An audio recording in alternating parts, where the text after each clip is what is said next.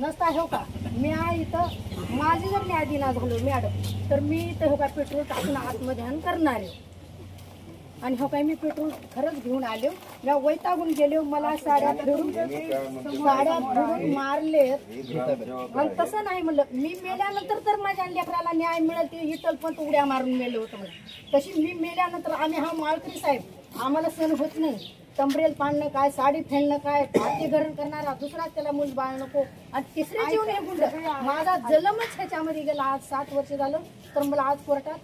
माझं नाही म्हणलं मॅडम मी ह्यांच्या देतात माझ्या लेकराला आहे ना चालू ते आलेच ना ग्रामसेवक काय सांगते मला खरी न्याय द्या न्याय पाहिजे ना न्याय द्या मला आजच न्याय द्या मला मार सण होईना झालाय मी रडत फुलले गावानं अर्धांगवाई गेले तुमचे मी सगळे कामात गेले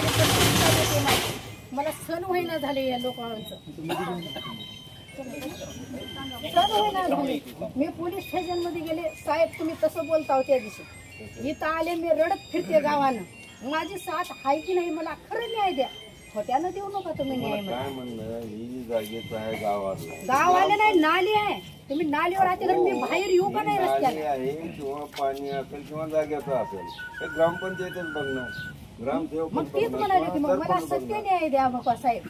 नसता हो का इथं खरंच मी मेलेली बरी माझ्या लेकराला तर न्याय भेटत तुमचं कसं अगोदरच प्रकरण न्यायप्रविष्ट आहे त्याच्यामुळे आपल्याला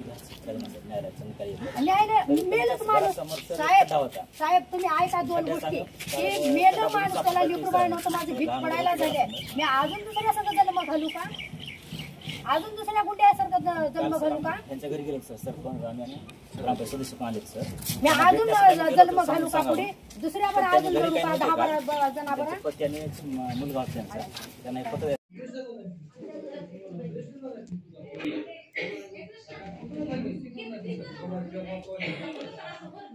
मोजे अंगोर येथील रहिवासी सौ पार्वतीबाई शिवाजी पवार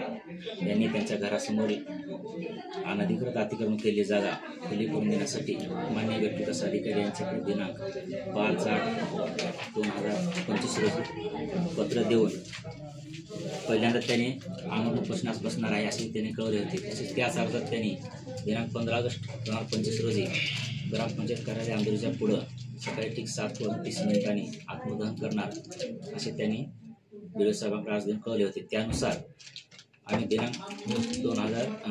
14/8/2025 रोजी त्यांच्या घरी जाऊन त्यांची विचारणा करण्यासाठी आम्ही गेलो होतो पण त्यांची काही भेट झाली नाही त्यांचे पती आणि त्याच्या मुलांची भेट झाली त्यांना आम्ही समजून सांगण्याचा प्रयत्न केला आणि त्याच्या घरासमोर एक खड्डा होता तो खड्डा बुजून त्यांच्या घराच्या समोर आम्ही सगळी स्वच्छता वगैरे करून घेतली आहे आणि त्यांचं सध्या मॅटर हे न्यायप्रविष्ट असल्यामुळे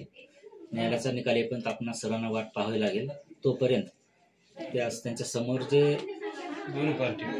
माने निवृत्ती संतराम माने त्यांनी अतिक्रमण केले त्यांची अशी तक्रार आहे आणि आज रोजी त्यांना मुलबाळ आणि पत्नी वगैरे नाही आणि त्या जागी दुसरं कोणीतरी दंडमशाही करून त्यांना मारहाण करणे किंवा शिवाय करणे असा प्रकार घडत आहे म्हणून त्यांनी सांगितले आहे त्यानुसार आम्ही ग्रामपंचायतमार्फत त्यांना नोटीस देऊ आणि आपल्या न्यायालयाचा निकाल लागेपर्यंत त्या जागेमध्ये कोणीही जाणार नाही असं आम्ही प्रतिबंध करू आणि त्या जागेमध्ये आम्ही ग्रामपंचायतमार्फत बॅनर लावू आणि त्यांनी आम्हाला प्रशासनाला सहकार्य करावे आम्ही प्रशासन देखील त्याच्या सोबतच आहे कोणावरही अन्याय होणार नाही अशी ग्रामपंचायत कार्यालय आंदोलनकर्ते आम्ही काळजी घेऊ